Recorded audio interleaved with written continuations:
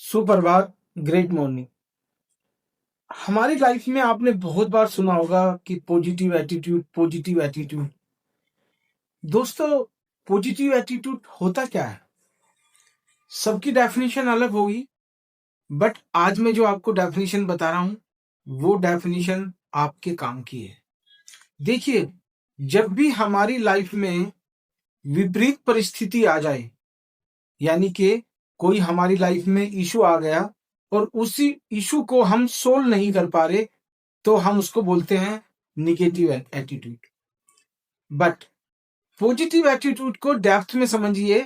देखिए, आपके सामने कितनी भी बड़ी समस्या हो, कितना भी बड़ा इशू हो आपका, आपको अगर उसका समाधान मिल जाता है, या ये कहिए कि अगर आपने उस समस्या का समाधान ढूंढ लिया, तो आपका एटीट्यूड पॉजिटिव है।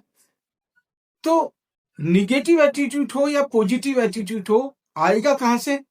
हमारे अंदर से आए, बाहर से नहीं आए। तो हमें ध्यान ये रखना है कि जब भी हमारी लाइफ में कोई समस्या आए, तो हमें उसका विपरीत परिस्थितियों में भी जाकर उसका समाधान ढूंढ लेना ही पॉजिटिव एटीट्यूड कहते हैं। अब देखिए दोस्त, आप अपनी लाइफ में सबसे पहले तो मैं कहता हूं, अगर पॉजिटिव एटीट्यूड पैदा करना है ना, तो आपने डरना बंद करिए। हम क्या करते हैं, छोटी सी समस्या आई और डरने लगे। भाई, जब तक आप डरोगे, ये डर आपको डराएगा। जिस दिन आप डरना बंद कर दोगे, तो ये डर आपसे दूर भागेगा। हमारी लाइफ में डेली कोई ना कोई ऐसा चांस आता है कि हमें डर लगता है। तो आज के बाद आपने क्या करना है, अपने माइंड को कमांड देनी है कि यार मुझे डरना नहीं है, मुझे इस समस्या का समाधान ढूंढना है। जो मेरे सामने चैलेंज आया है, मुझे इसका समाधान ढूंढना है। डरने से बात नहीं बनेगी। छोटी छोटी बातों से अगर आप डरने लगोगे, तो फिर तो हो गया का। अब देखिए, नो डाउट आज का जो समय है वो बहुत डिप्रेशन का टाइम है। बहुत सारे लोग डिप्रेस हैं, बहुत सारे लोग एंजाइटी से घिरे हैं, चिंता है उनको, किसी ना किसी बात को लेके चिंता है। और ये चिंता का कारण कोई और नहीं, हम खुद हैं। ये कारण हमने खुद पैदा किया है, क्योंकि ये डाउट हमारे मन में खुद से हमने क्रिएट किया है कि कल क्या होगा। भाई, कल क्या होगा ये तो ना आपको पता ना मुझे पता, बट आज जो होने वाला है वो मुझे भी पता है, आपको भी पता है। तो हमें क्या करना है कि हमें उस डर से डरने की जरूरत नहीं है, उस डर का सामना करना है। या ये कहिए कि जो समस्या आपके पास आई थी या जो डर आपके पास आया था, उसका कारण ढूंढिए, उसके कारण में जाइए, उसके डेप्थ में जाइए कि ये डर मुझे क्यों सता रहा है। और डेफिनेटली आप देखना, जब आप उस डर की कैलकुलेशन करोगे ना, तो आपको पता लगेगा कि ये डर मेरे अंदर ही था और मेरे अंदर से ही उसका सॉल्यूशन आया है। कोई और सॉल्यूशन देने वाला नहीं है। हम हमेशा अपनी लाइफ में इसीलिए पीछे रह जाते हैं, या इसीलिए घबराते हैं या डरने लगते हैं कि हम अपनी समस्या किसी और के पास लेके चले जाते हैं और बोलते हैं इसका समाधान दे दो। भाई, ऐसा नहीं हो सकता है। आपको प्रैक्टिकली रहना है। आपकी समस्या है, आप ही को हल ढूंढना है, आप ही को समाधान ढूंढना है। और जितना जल्द हो सकता है उतना जल्दी आप उसका समाधान ढूंढेंगे, उतना जल्दी आपका डर खत्म होगा। और देखिए, मैं ये कहता हूं दोस्तों कि मैं और आप, हम तो बहुत साधारण लोग हैं, मिडिल क्लास से बिलोंग करते हैं। मैं आपको हाई क्लास की बात बताता हूं। जिन लोगों के पास बहुत बड़ा पैसा है, गाड़ी है, बंगला है, सब कुछ है उनके पास, बट मैं आपको बता देता हूं, उनके पास में वो सुकून नहीं है जो सुकून मेरे पास है या आपके पास है। हाँ, मैं ये नहीं कहता आपको कि उस कंपटीशन से बाहर रखो अपने आप को। कंपटीशन करो, बट वो कंपटीशन उनके साथ मत करो। आपका कंपटीशन आपसे खुद से होना चाहिए। जब आप अपनी लाइफ में ये कंपटीशन खुद से करेंगे ना, तो आपकी लाइफ में बदलाव आएगा। आप अपने आप को डेली 1%, आधा परसेंट, या कोई एक बात, जो भी बात आपको अच्छी लगती हो, वो बात अपनी लाइफ में आप इंप्लीमेंट करिए कि यार मुझे कल से ये काम करना है या ये नहीं करना है। और भी मैं आसान करता हूँ, आपकी समस्या को मैं और आसान करता हूँ। इवन आप ये लिखिए कि मुझे कल से ये काम नहीं करना। करने वाले काम तो बहुत लिस्ट बनाई होगी। आज से आप ऐसा करिए कि ये लिस्ट बनाइए कि कल से मुझे ये काम नहीं करना है। क्योंकि करने वाले काम की लिस्ट बहुत लंबी होगी, आप डर जाएंगे उस लिस्ट को देख के। बट ना करने वाले जो काम है ना, वो गिने चुने होंगे आपकी लाइफ में। तो आप ये लिस्ट बनाओ कि कल से मुझे ये काम नहीं करना। तो जब आप ऐसा करेंगे ना, तो आपको पता लगेगा कि यार मुझे जो था ये वाला काम मैंने अगर नहीं किया तो मेरी लाइफ में ये बदलाव आया, तो ठीक है, कल से मैं ये भी नहीं करने वाला, ये भी नहीं करने वाला और ये भी नहीं करने वाला। तो जो काम करने वाले हैं ना, वो ऑटोमेटिकली होते चले जाएंगे। हमें हमेशा एक, कहते हैं ना, केवल एक, अपने माइंड में केवल एक बात बैठा लो कि यार मुझे जो था इस ऑर्बिट को पार करना है। जिस ऑर्बिट में, यानी कि जिस करंट ऑर्बिट में मैं हूं, इस ऑर्बिट को मुझे पार करना है। और नो डाउट जब आप इस ऑर्बिट को पार करोगे तो आपका एनर्जी लॉस होगा ही होगा। आप जिस स्पीड से जिस ऑर्बिट में चक्कर लगा रहे थे, तो वो आपके पास में एनफ एनर्जी थी, वो पर्याप्त ऊर्जा आपके पास थी।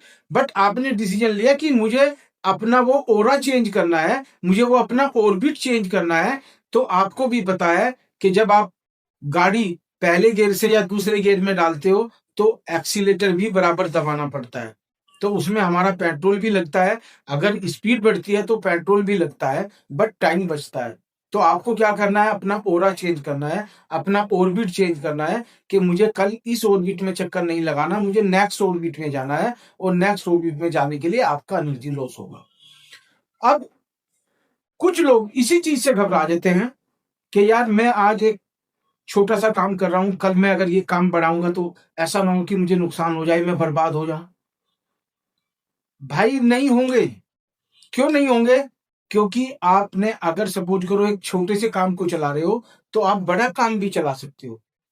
हम हमेशा यही सोचते हैं कि यार हम बड़ा काम क्यों नहीं कर सकते। कर सकते हैं, बस वो एक बार आपको हिम्मत दिखाने की जरूरत है कि यार ये बड़ा काम मुझे इस तरह से करना है। जिस तरह से आपने छोटा काम किया है उसी तरह से आप बड़ा काम कर सकते हो। बस कंडीशन इतनी सी है कि आपका माइंड सेट होना चाहिए कि यस, मुझे ये काम करना ही है।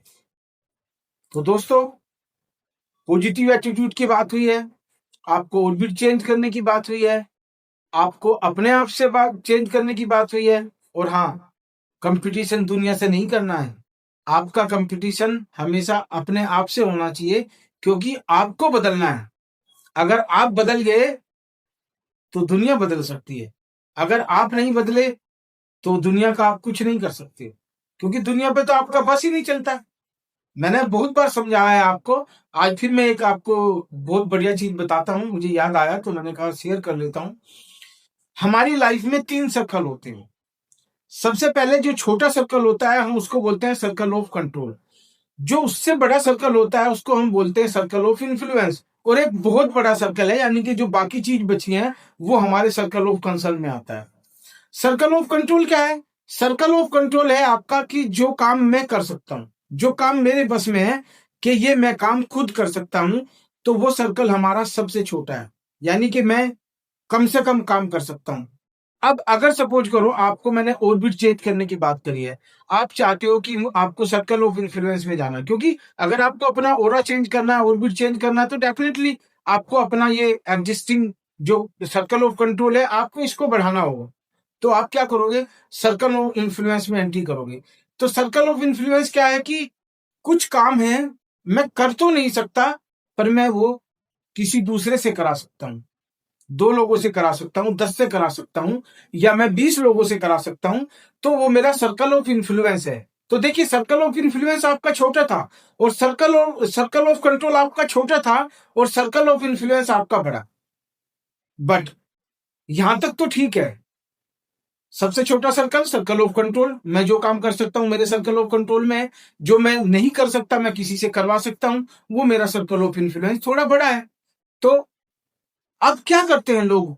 95% लोग पीछे क्यों हैं? आप हमेशा, हर एक मोटिवेटर, हर एक गुरु जी के मुंह से आप ये सुनते होंगे कि 95% लोग पीछे रहते हैं, या 95% लोग सक्सेस नहीं हो पाते। वो एक ही गलती करते हैं, केवल एक ही गलती करते हैं, और वो गलती है कि आप सर्कल ऑफ कंसर्न में चले जाते हैं। सर्कल ऑफ कंसर्न क्या है दोस्त? कि वो काम ना तो मैं खुद कर सकता और ना मैं किसी और से करा सकता, और मैं उस तीसरे काम के बारे में सोचता रहता हूं। फॉर एग्जाम्पल, हमारे माननीय प्रधानमंत्री श्री नरेंद्र मोदी जी ने नोटबंदी करी। उस नोटबंदी को लेके देखिए, ना तो मैं कुछ कर सकता ना आप कर सकते, ना मैं कुछ खुद कर सकता ना मैं किसी और से करवा सकता। नोटबंदी होगी तो होगी, बट हमने उसके ऊपर सालों तक डिबेट किया, सालों तक न्यूज वाले लेके बैठे रहे लोगों को, लोग सोचते रहे कि यार अब क्या होगा, कैसे होगा, ये कर दिया वो कर दिया, बट नोटबंदी तो हो गई। तो ऐसी ही बहुत सारी हमारी लाइफ में बातें हैं जो हमारे सर्कल ऑफ कंसर्न में जाती हैं। आपको आज के बाद अगर पॉजिटिव एटीट्यूड दिखाना है, आपको समझना है कि पॉजिटिव एटीट्यूड क्या होता है, तो सबसे पहले जब भी कोई समस्या आपके सामने आए, कोई चैलेंज आए आपके सामने, तो आपने सबसे पहले उसको कैटेगरी में बांट देना है कि ये मेरे सर्कल ऑफ कंट्रोल में है, सर्कल ऑफ इन्फ्लुएंस में है, या सर्कल ऑफ कंसर्न में है। जब आप इस तरह की कैटेगरी बना लेंगे, तो जो आपका समस्या आपके सामने आई, जो चैलेंज आपने लिया है, आपको पता चल जाएगा कि ये मैं खुद कर सकता हूं या मैं किसी दूसरे से करवा सकता हूं। अगर वो आपके सर्कल ऑफ कंसर्न में आता है, तो please don't waste your time, leave it, give up, उसको इमीडिएटली छोड़ दो, उसके बारे में बात भी मत करो, तो आपका समय बचेगा। और हाँ, मैं जानता हूं कुछ लोगों की लाइफ में चेंज आ रहा है। क्यों आ रहा है? क्योंकि अब वो समझने लगे हैं थॉट्स को, वो समझने लगे हैं माइंड गेम को, कि सारा खेल इस दिमाग का है, कोई छोटा बड़ा नहीं है, कोई अमीर गरीब नहीं है, सारा खेल यहाँ का है, बस हम यहाँ से मार खा जाते हैं। तो दोस्तों, हो सकता है तो अगर आपको लगता है कि ये वीडियो की जरूरत किसी को है, तो मेरा चैनल प्लीज सब्सक्राइब कर लो, और आइकन बटन भी दबा दो, लाइक कर दो, और लोगों को फॉरवर्ड कर दो, ताकि उनकी लाइफ में कुछ चेंज आ सके, वैल्यू एडेड हो सके। मेरा मकसद वीडियो बनाने का केवल ये नहीं है कि मैं फेमस हो जाऊं या मुझे कोई बहुत बड़ा पैसा रेवेन्यू आए, नहीं। मेरा मेरा केवल एक मकसद है, और केवल एक मकसद है कि मैं लोगों की लाइफ में वैल्यू एडेड कैसे करूं। Till then, take care, bye bye.